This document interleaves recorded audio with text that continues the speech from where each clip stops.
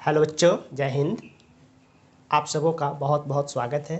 Thermodynamics में हम आज पढ़ने वाले हैं, जब भी कभी किसी इतने टेम्परेचर के पानी को इतने टेम्परेचर में मिला देते हैं, इतना बर्फ़ इतना पानी में मिलाते हैं, मतलब जब भी कोई एक सबस्टांस किसी दूसरे सबस्टांस में अगर मिलाऊं तो कॉमन टेम्परेचर कितना आएगा। या फिर यूँ कहूँ कि एक हमें मान लो कि बर्फ़ का गोला है -50 डिग्री सेंटीग्रेड, इसको गर्म करते करते लेके जाना है 50 डिग्री सेंटीग्रेड तक, तो कितना हीट देना पड़े। मतलब जब भी हमें दो मिक्सचर एक साथ मिलाऊं तो इक्विलिब्रियम टेम्परेचर क्या हो, या किसी एक पार्टिकुलर सबस्टांस को एक फेज से दूसरे फेज में या एक स्टेट से दूसरे स्टेट में गर्म करे ठंडा करे तो कितना हीट देना पड़े या कितना हीट निकालना पड़े, इसी पर पूरा डिस्कशन आज होने वाला है। तो वीडियो में पूरा बने रहे, बहुत ही मज़ा आने वाला है। ओके, टॉपिक है प्रिंसिपल ऑफ कैलोरीमेट्री। क्या है प्रिंसिपल ऑफ कैलोरीमेट्री, समझेंगे स्टेप बाय स्टेप। पहले से कुछ स्टेटमेंट है, देख लीजिए। It works on the principle of conservation of energy. यहाँ से ऑब्जेक्टिव क्वेश्चन आ सकता है कि प्रिंसिपल ऑफ कैलोरीमेट्री का वर्किंग प्रिंसिपल क्या है? Conservation of energy. Conservation of energy कहता क्या है ये? It states that the heat loss by any hotter body is equal to heat gain by another cooler body until, क्या बोले? It states that heat loss of any hotter body is equal to heat gain by another cooler body, and this process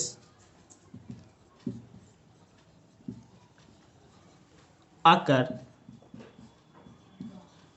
until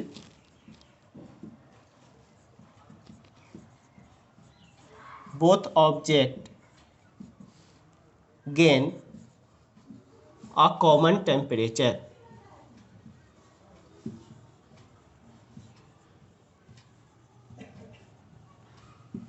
simple बोला कि कोई भी hotter body और एक cooler body को एक साथ हमने मिलाया तो हॉटर बॉडी से कुछ हीट लूज होंगे, कूलर बॉडी कुछ हीट गेन करेगा। तो जितना हीट हॉटर बॉडी लूज करेगा उतना ही हीट कूलर बॉडी गेन करेगा। कब तक? जब तक कि दोनों का टेम्परेचर कॉमन ना हो जाए। बस यही इसका मेनली फंडा है। तो इसको हम डिस्कशन करने के लिए ऐसे बना सकते हैं, जैसे मान लो मेरे पास एक ऑब्जेक्ट है, m1 मास, s1 उसका स्पेसिफिक हीट कैपेसिटी और T1 टेम्परेचर, एक दूसरे ऑब्जेक्ट के साथ जिसका मास m2 है, स्पेसिफिक हीट कैपेसिटी h2 है, टेम्परेचर T2 है, और हम कह रहे हैं कि T1 ज़्यादा है T2 से। T1 ज़्यादा है T2 से, मतलब ये हॉटर बॉडी है और ये कूलर बॉडी है। तो ये हीट लूज करेगा और ये हीट गेन करेगा। कब तक? जब तक ये एक कॉमन टेम्परेचर T अटेंड न कर ले। जब तक ये कॉमन टेम्परेचर T अटेंड न कर ले। m1 s1 T1, m2 s2 T2, T1 ज़्यादा है T2 कम है, ये हीट लूज करेंगे, ये हीट गेन करेंगे। कब तक? जब तक कि दोनों एक कॉमन टेम्परेचर T अटेंड ना कर ले। तो फ्रॉम कंजर्वेशन ऑफ एनर्जी, या फिर बोल सकते हो प्रिंसिपल ऑफ कैलोरीमेट्री, जितना से ये हॉटर बॉडी हीट लूज करेगा उतना ही से कूलर बॉडी हीट गेन करेंगे। From conservation of energy, heat loss is equal to heat gain. Heat loss equals heat gain. Heat loss कितना का होगा? आप जानते हो, आप दोनों में टेम्परेचर लगातार ये कर रहे हो, चेंज कर रहे हो, मतलब इसका क्या हो रहा है? सेंसिबल कूलिंग और इसका सेंसिबल हीटिंग। तो सेंसिबल कूलिंग और सेंसिबल हीटिंग में हीट कितना सप्लाई होता है? ms del T।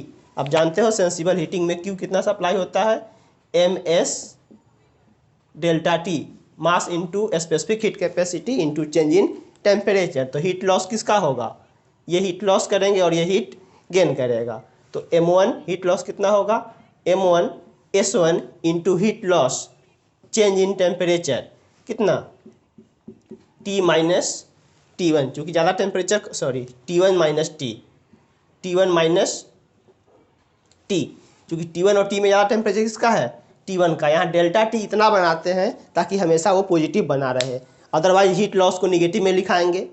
Heat loss को अगर निगेटिव में लिखते हैं तो यहाँ पर लिखेंगे T माइनस T1, तो कोई फर्क नहीं है, माइनस के साथ T माइनस T1 करो या T1 माइनस T कर दो, बिना माइनस का बात बराबर है। तो हमेशा यहाँ डेल्टा T कोशिश करते हैं कि पॉजिटिव बना करके रखे, बाद माइनस इनिशियल करना पड़े या फिर इनिशियल माइनस फाइनल करना पड़े, कोई फर्क नहीं पड़ता है। तो M1 S1 into change in temperature T1 minus T is equals to M2 S2 into इसका टेम्परेचर कितना होगा, T ज़्यादा है T2 कम है, T माइनस T2। इसको सॉल्व करके हमें क्या निकालना है, कॉमन टेम्परेचर। सॉल्व करें, M1 S1 T1 minus M1 S1 T equals M2 S2 T minus M2 S2 T2। Clear, आगे बढ़ेंगे। हमें कॉमन टेम्परेचर T निकालना है, T इसमें है और इसमें है, इसको उधर कर दीजिए, इसको इधर बुला लीजिए। M1 S1 T1 plus M2 S2 T2 is equals to M1 S1 T plus M2 S2 T। T common निकाल लीजिए, तो यहाँ से अगर T कॉमन निकाल लूँ तो क्या बनेगा, M1 S1 plus M2 S2 is equals to M1 S1 T1 plus M2 S2 T2। तो कॉमन टेम्परेचर T कितना आ गया, M1 S1 T1 plus M2 S2 T2 divided by M1 S1 plus M2 S2। ये क्या निकल गया, common temperature.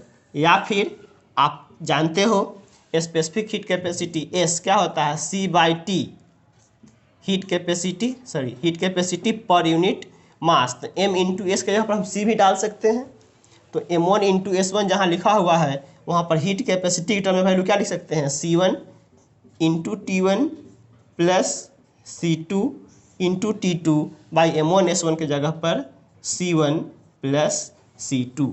इस form में भी हम रिजल्ट लिख सकते हैं, जहाँ पर M1 फर्स्ट ऑब्जेक्ट का मास, S1 उसका specific heat capacity, T1 temperature corresponding second का है, और यहाँ C1 है heat capacity temperature. Heat capacity क्या होता है, एनर्जी रिक्वायर्ड या heat required to raise the temperature by 1 degree, और specific heat capacity per unit mass. तो पर यूनिट मास के साथ जब गुना करेंगे तो क्या बन जाएगा, स्पेसिफिक हीट कैपेसिटी से बन जाएंगे हीट कैपेसिटी। तो यही है आपका principal of calorimetry, heat loss बराबर हीट गेन। इसको एज ए फॉर्मूला आप नहीं याद रखोगे, प्रोसेस याद रखना, किसी भी एक ऑब्जेक्ट का हीट लूज बराबर दूसरे का हीट गेन। ओके, नोट करेंगे।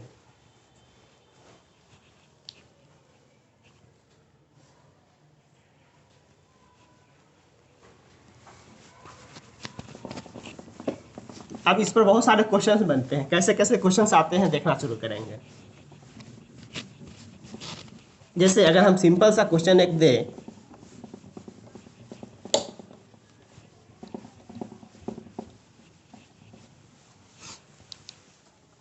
क्वेश्चन है कि 100 gram water at 5 degree C is mixed with 80 gram water at 60 degree C, then find out the common temperature. Question कह रहे हैं इफ 100 gram water H2O mixed with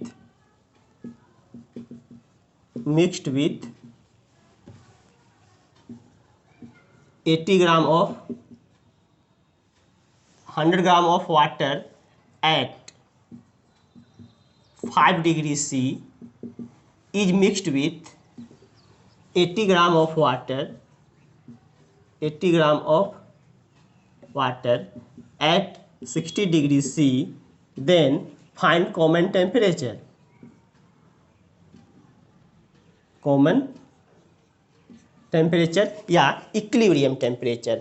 अपने पास क्या है, एक वाटर है कितने पर 5 डिग्री सी पर कितना 100 ग्राम, दूसरा वाटर है 60 डिग्री सी पर कितना 80 ग्राम। इन दोनों को लेकर के हमने एक जगह मिक्स कर दिया तो मिक्सचर का टेम्परेचर इक्विलिब्रियम टेम्परेचर क्या आएगा। इसको अगर ढंग से देखा जाए तो डायग्राम से ऐसे बनाएंगे। यहाँ पर मेरे पास कितना है 100 ग्राम वाटर कितना पर 5 डिग्री सी, और इधर मेरे पास क्या है 80 ग्राम वाटर और ये कितना पे है 60 डिग्री सी। ऑब्वियस सी बात है, ये हॉटर है ये कूलर है, तो धीरे धीरे ये हीट गेन करेगा और ये हीट लूज करेंगे। और ये पूरा फिनोमेना कब तक होगा, जब तक कि कॉमन टेम्परेचर T ना बन जाए, जब तक कि कॉमन टेम्परेचर T ना बन जाए। बस यही काम करना है। तो यहाँ से हीट क्या हो रहा है, गेन कर रहा है, ये हीट गेन कर रहा है और यहाँ से हीट लूज हो रहा है, हीट लूज कर रहे हैं। कितना से हीट गेन करेगा, जितना से ये लूज करेगा। तो चलिए लगाइए principle of calorimetry from calorimetry. Calorimetry से आप क्या देखोगे, इसका heat gain is equal to इसका हीट लूज। तो हीट ये कितना से गेन करेगा M1 S1। अब ध्यान देना कि M1 into S1 into T minus, चूँकि इसका हीट बढ़ रहा है तो क्या करेंगे T minus 5 MS delta T is equal to इसका M2 इंटू S2, और इसका टेम्परेचर कितना हो जाएगा, पहले 60 था बाद में घट के T हो गया। यहाँ डेल्टा T ऐसे करते हैं ताकि हमेशा टेम्परेचर पॉजिटिव बना रहे, अदरवाइज फाइनल माइनस इनिशियल करेंगे तो हमेशा आपको लॉस वाला वैल्यू निगेटिव में लिखना पड़ेगा और गेन वाला वैल्यू पॉजिटिव में लिखना पड़ेगा। तो बार बार लॉस और गेन का कंसेप्ट न लगा करके हीट लॉस बराबर हीट गेन मैग्नीट्यूड में कर देंगे, लेकिन ध्यान रखेंगे कि टेम्परेचर का डिफरेंस हमेशा पॉजिटिव बना रहे। सॉल्व कर लेंगे। पहले केस में मास कितना है 100 ग्राम S। अब S का यूनिट आप वाटर के लिए अलग अलग जानते हो। S का यूनिट जानते हो 4200 जूल पर केजी पर डिग्री सी, या S का वैल्यू आप जानते हो 4.2 जूल पर ग्राम पर डिग्री सी, या तो यहाँ जूल और ग्राम में यूज कर रहे हो, या आप जानते हो उसका वैल्यू 1 कैलोरी पर ग्राम पर डिग्री सी, या 1 किलो कैलोरी पर केजी पर डिग्री सी। अलग अलग वैल्यू में हमने लिखाया है। तो यहाँ मास अगर ग्राम में दे रखा है तो मास को कन्वर्ट करने केजी में कन्वर्ट करने से अच्छा है कि S का वैल्यू ही उठा लेते हैं कैलोरी जूल पर ग्राम वाला, जूल पर ग्राम वाला। ऐसे भी दोनों तरफ का S, दोनों तरफ वाटर ही है, S दोनों का सेम सेम हुआ कट जाएगा। यहाँ इसका S कितना होगा 4.2 joule into T minus 5 is equal to M2 कितना है 80 ग्राम इंटू इसका भी स्पेसिफिक हीट कैपेसिटी, चूँकि ये भी वाटर ही है, वाटर के लिए 4.2 जूल पर ग्राम। ध्यान देना जूल पर ग्राम वाला वैल्यू यूज कर रहे हैं, इसी कारण हमने मास को ग्राम में ही छोड़ रखा है।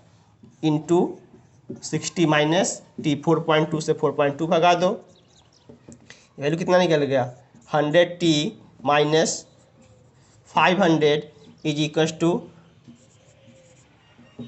8 छक 48, 4800 माइनस 80T। आप इधर बुला लीजिए 100T और plus 80T 180T is equal to 4800 plus 500।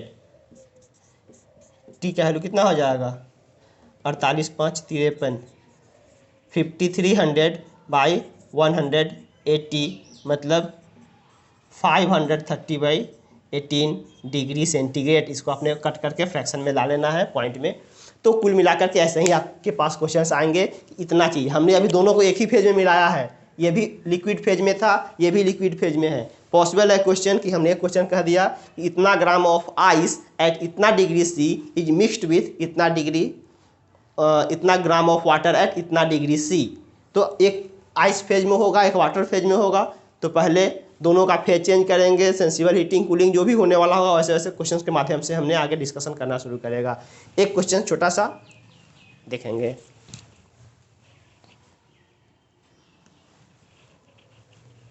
एक और छोटा सा क्वेश्चन देखेंगे।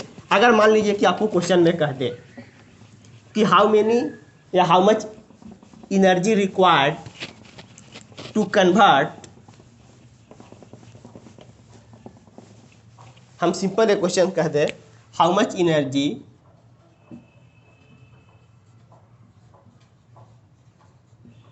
Required to convert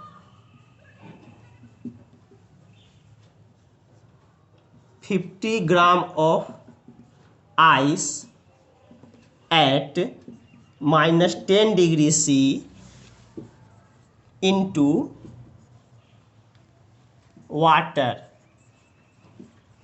at 20 degree C। अब इसमें दो मिक्सचर नहीं मिला रहे हैं, हमें सिंपल कहा गया मेरे पास 50 ग्राम आइस है, कितना पर -10 डिग्री सेंटीग्रेड पे, चूँकि आइस बोला है तो डेफिनेटली 0 से नीचे का टेम्परेचर होगा -10 पर। इसको -10 डिग्री के आइस से 20 डिग्री का पानी अगर मुझे बनाना है तो कितना हीट देना पड़ेगा, कितना एनर्जी देने पड़ेंगे। तो यहाँ दो अलग अलग मिक्सचर नहीं मिला रहा है कि हम इक्विलिब्रियम टेम्परेचर खोजेंगे, यहाँ खोया जा रहा है कि हमें कितना हीट देना पड़ेगा। तो जब भी ऐसे क्वेश्चन मिले ब्लॉक डायग्राम बिल्कुल बना लेंगे। पहले मेरे पास आइस है, कितना ग्राम 50 ग्राम, कितना पर -10 डिग्री सेंटीग्रेड। तो अब जैसे जैसे इसको हीट सप्लाई करना शुरू करेंगे, पहले ये -10 डिग्री के आइस से कहाँ पहुँच जाएगा, अभी आइस में ही रहेंगे लेकिन ये बन जाएगा 0 डिग्री सेंटीग्रेड का आइस। -10 के आइस से पहले आएगा 0 डिग्री सेंटीग्रेड का आइस, और यहाँ पर क्या हो रहा है, सेंसिबल हीटिंग, सेंसिबल हीटिंग। अब क्या करेगा, 0 डिग्री सेंटीग्रेड का आइस पहले 0 डिग्री सेंटीग्रेड के वाटर में कन्वर्ट होगा, फेज चेंज। यहाँ पर क्या हुआ, फेज चेंज किया। पहले -10 का आइस 0 का आइस बनेगा, 0 के आइस से 0 का पानी बनेगा, और जब वापस से वाटर बन गया है तब इसको मुझे कहाँ लेकर के जाने हैं, 20 डिग्री सी। अब ये पहुँच जाएगा 20 डिग्री सी वाटर फॉर्म में। क्लियर, मास तो सेम ही है, सब जगह मास तो एक ही ऑब्जेक्ट को हम लगातार गर्म करने जा रहे हैं। तो यहाँ पर क्या होगा, सेंसिबल हीटिंग, यहाँ पर फेज चेंज, और यहाँ पर वापस से सेंसिबल हीटिंग, सेंसिबल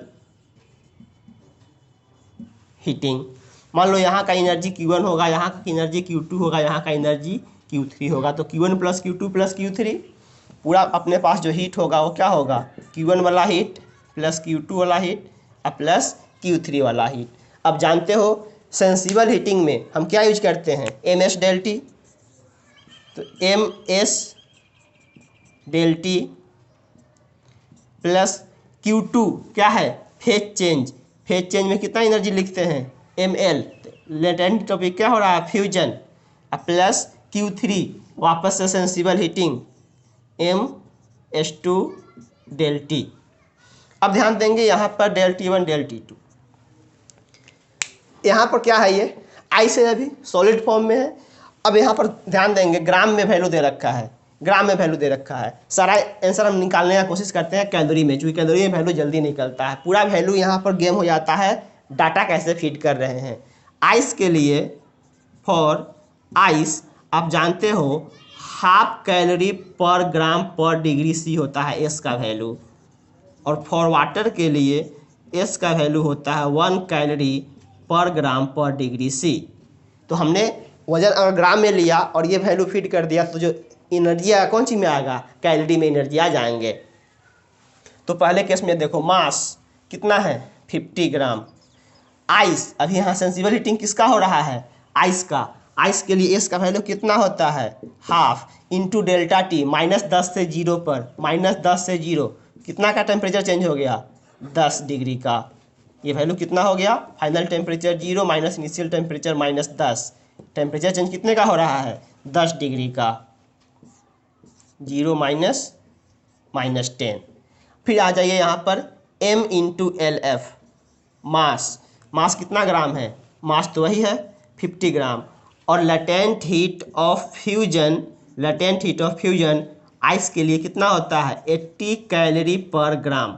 80 कैलोरी पर ग्राम, तो एल एफ का वैल्यू 80 प्लस फिर से मास 50 ग्राम इन वाटर के लिए एस का वैल्यू आप कितना यूज कर रहे हो 1 कैलोरी पर ग्राम। 1 कैलोरी पर ग्राम इनटू टेम्परेचर 0 से लेके कहाँ जाना है 20 डिग्री पर, तो चेंज इन टेम्परेचर कितना हो गया 20 माइनस 0 कर दीजिए। यहाँ पर वैल्यू कितना हो गया, ये 25 मरतबे कट जाएगा, 25 गुने 10 प्लस 80 8 × 5 = 40 4000 प्लस 5 दूनी 10 1000।